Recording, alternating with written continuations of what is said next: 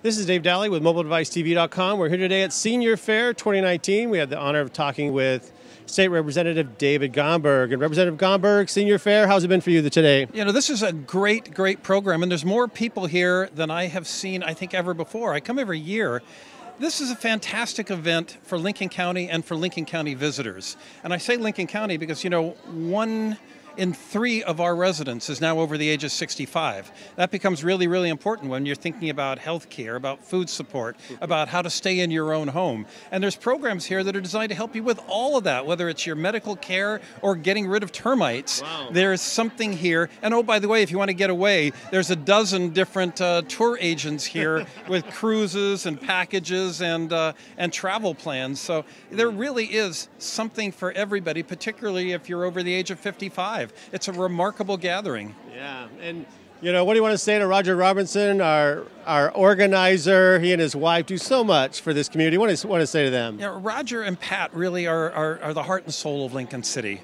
And real believers in what's going on here in North County. And they've put this program together every year, starting it with really just kind of a little more than their imagination. Wow. And a little bit of sweat equity. Yeah. And look at it now. There's every booth in the room is occupied. Yeah. And the hospital is here giving tests for diabetes and bone density and free flu shots. You can get freebies at every desk here. Nice. Where they're giving away everything from Band-Aids to chowder. And wonderful information. Yeah, Roger and Pat are super, and I'm so pleased that they're here in Lincoln City providing the kind of support that they do.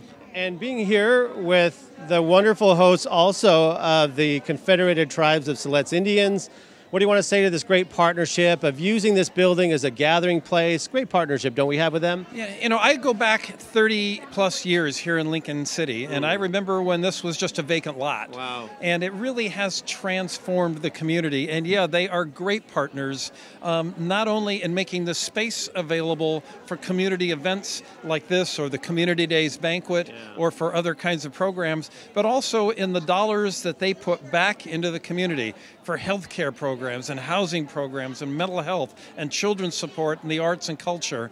The tribe have been really wonderful partners in enhancing the entire county, and particularly this northern part of the county. Wow.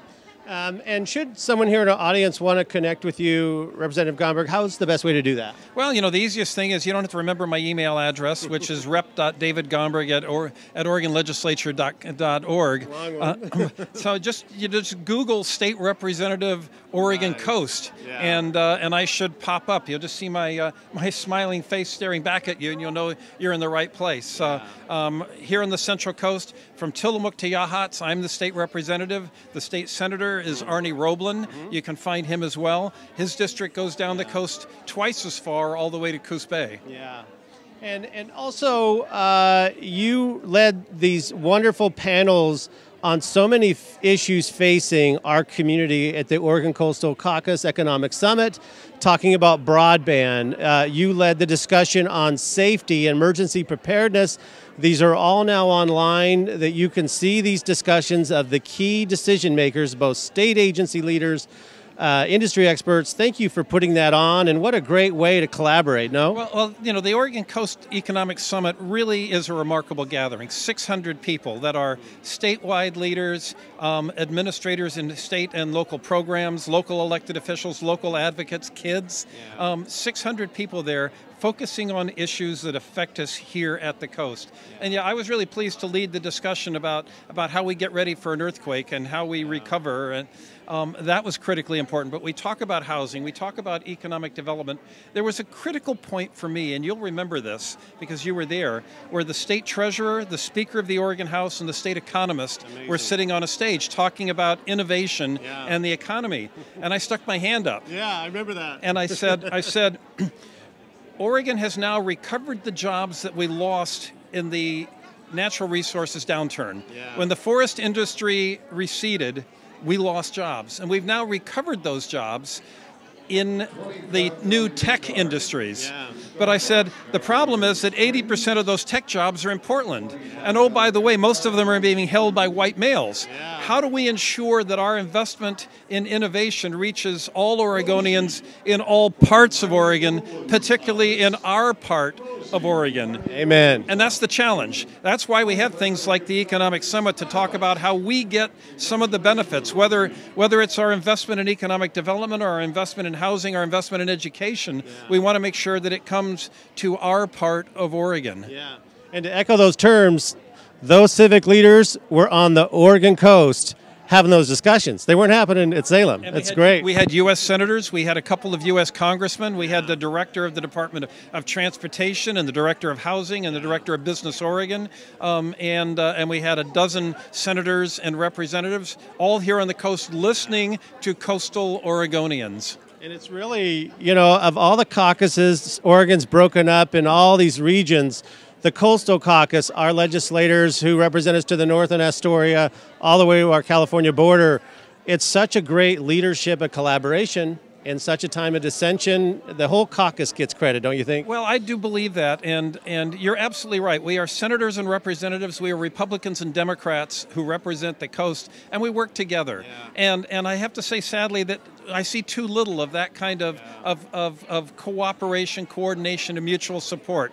If there's an issue here in Lincoln County that needs our help, I can count on senators and representatives from Astoria to Brookings. Yeah. And if they need help, I'll step up for them as well, because we're all in this together. Yeah. And that's the way you get things done. And that's how we brought home $5 million for the aquarium, $4 million for Newport Dams, $1.5 million for the cultural center here in Lincoln City, and another $1 million for emergency road programs in Tillamook County, by working together to support our common needs. Yeah.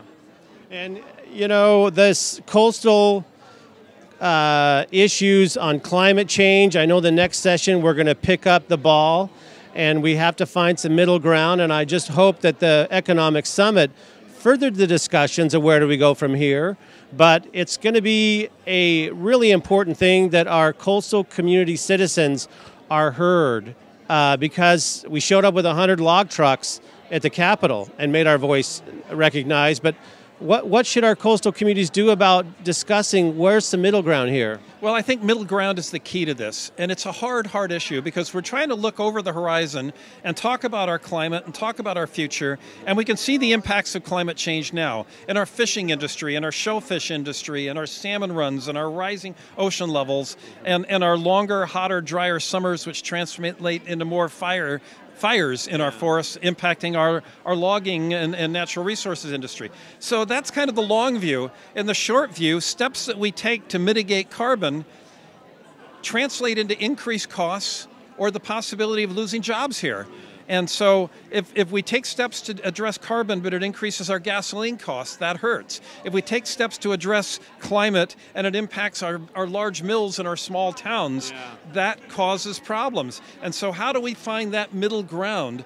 Because too often what I see is people retreating to the extremes, to the far right and the far left, and that leaves little room in the middle to find those compromises that provide some benefit, some mitigation, some concern for everybody. Yeah.